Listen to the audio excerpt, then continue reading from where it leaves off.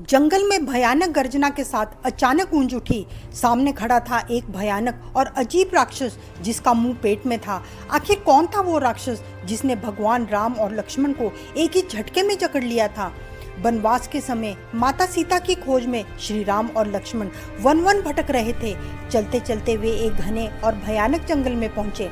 चारों ओर सन्नाटा था। तभी अचानक धरती कांप उठी और भयानक गर्जना सुनाई दी। दोनों भाई सतर्क हो गए। तभी सामने एक विकराल और डरावना राक्षस प्रकट हुआ। उसका नाम था कबंध। उसका मुंह पेट में था। एक ही आंख आग की तरह जल रही थी और उसके हाथ इतने लंबे थे कि दूर खड़े शिकार को भी पकड़ लेता था। कबंध ने बिना देर किए अपने विशाल हाथ फैलाए और श्री राम लक्ष्मण को जकड़ लिया। वो जोर जोर से हंसकर बोला, मैं इन वर्षों से भूखा हूँ, आज तुम दोनों मेरा भोजन बनोगे। ये सुनते ही श्री राम ने लक्ष्मण की ओर देखा और अगले ही क्षण दोनों ने अपनी तलवारें निकाली।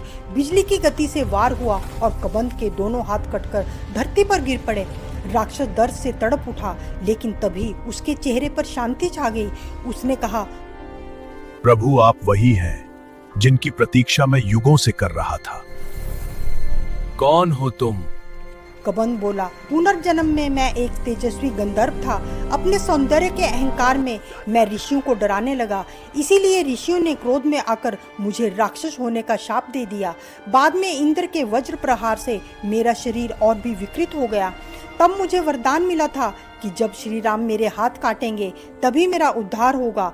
उसने प्रभु राम से प्रार्थना की, हे प्रभु, मेरा विधि पूर्वक दाह संस्कार कीजिए। श्री राम और लक्ष्मण ने विधि पूर्वक उनका अंतिम संस्कार किया। जैसे ही अग्नि शांत हुई, उसी राख से एक दिव्य पुरुष प्रकट हुआ। उसका तेज सूर्य के समान चमक रहा था। उसने कहा, प्रभु, आपकी विजय का मार्ग अब सुग्रीव से होकर जाता है। ऋषिमुख पर्वत पर जाइए, वहाँ वानर राज सुग्रीव मिलेंगे। वही माता सीता की खोज में आपकी सहायता करेंगे।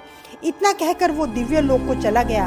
इस प्रकार कबंध का वध केवल एक राक्षस का अंत नहीं था, वही श्री राम की विजय यात्रा और हनुमान से मिलने की शुरुआत बना। यदि आप भी श्री राम के भक्त हैं तो दिल से कमेंट में लिखिए, जय श्री राम।